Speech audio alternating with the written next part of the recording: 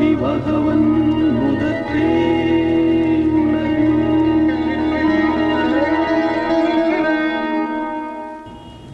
2000 ஆண்டுகளுக்கு முன் மதுரையில் அரங்கேறிய திருக்குறள் தமிழ்நாட்டின் தனிப்பெரும் இலக்கியமாக இருந்தாலும் உலக பொதுமறையாக போற்றப்படுகிறது.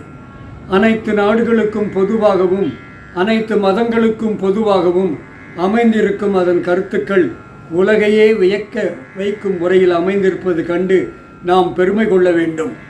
மகாத்மா காந்தியடிகளும் திருக்குறளை படிப்பதற்காகவே நான் தமிழை கற்க வேண்டும் என்று ஆசைப்படுகிறேன் என்றார்.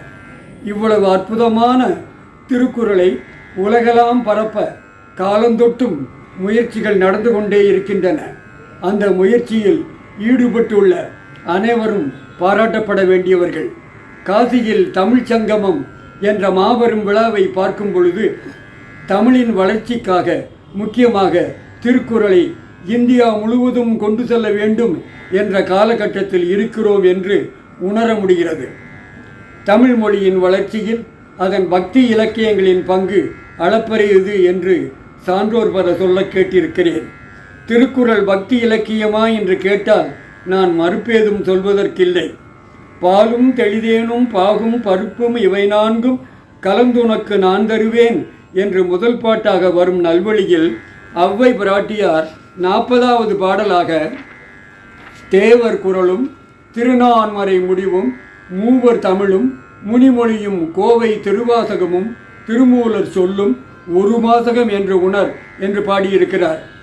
இறைவனையும் அன்பையும் அறத்தையும் வலியுறுத்தும் திருக்குறளில் வரும் பிறவி பெருங்கடலில் நீந்துவர் நீந்தார் இறைவனடி சேராதார் பற்றுக பற்றத்தான் பற்றினை அப்பற்றை பற்றுக பற்றுவிடற்கு போன்ற குறட்பாக்களில் வரும் கருத்துக்களை விட சிறந்த ஆன்மீகம் உண்டா? ஆகவே பக்தி இலக்கியமாக திருக்குறளை இறை உணர்வு அதிகமாகவே உள்ள இந்தியாவில் பரப்புவது எளிது மட்டுமல்ல, இன்றியமையாததும் கூட. இந்த பெரிய முயற்சியில் மதுரை தமிழிசை சங்கமும் தன்னை ஈடுபடுத்திக் கொண்டு இசை வழியில் திருக்குறளை எப்படி பரப்புவது என்பதை பற்றி சிந்தித்தோம்.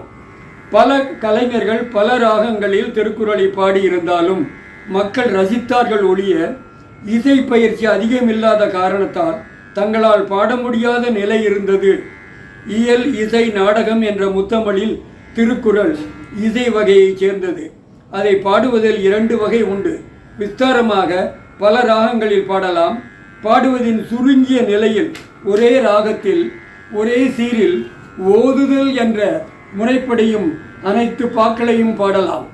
2வது முறையில் ஒரு சிறிய பயிற்சி எடுத்துக்கொண்டால் அனைவரும் கலந்து கொள்ளலாம்.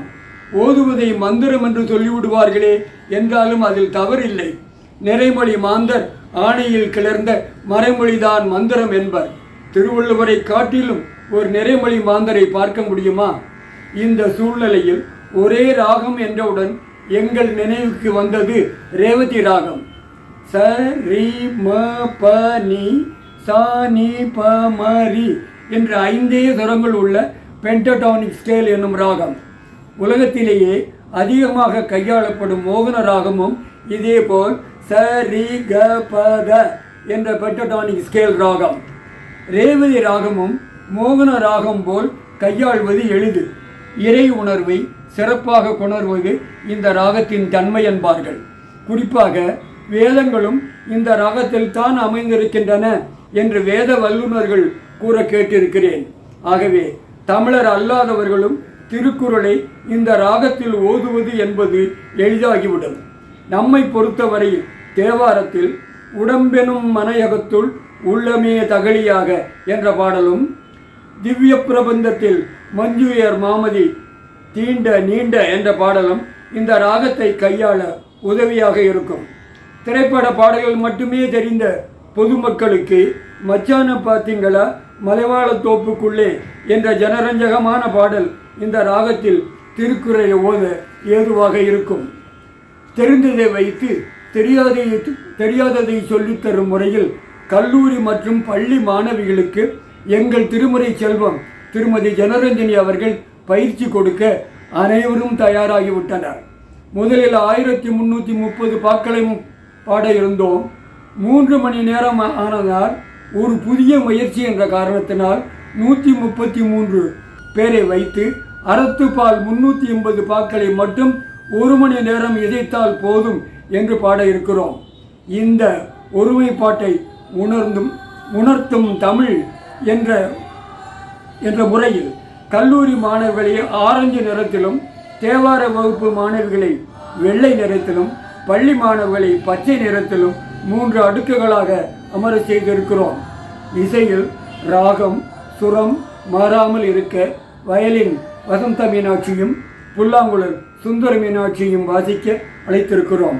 ரேவதி ராகத்தில் திருக்குறள் அறத்துப்பாலை கேட்டு ரசியுங்கள்.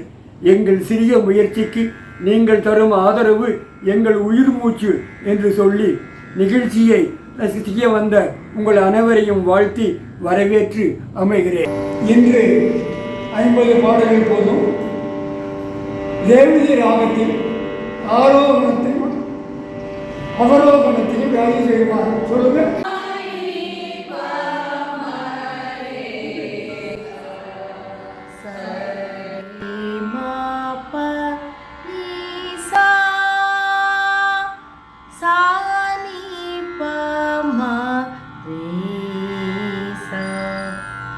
சரி ம பனி சா சானி ப ம ரே சா சரி ம பனி சா சானி ப ம ரே சா.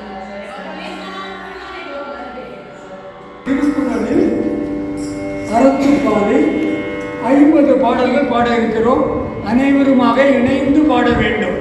கடவுள் வாழ்த்து.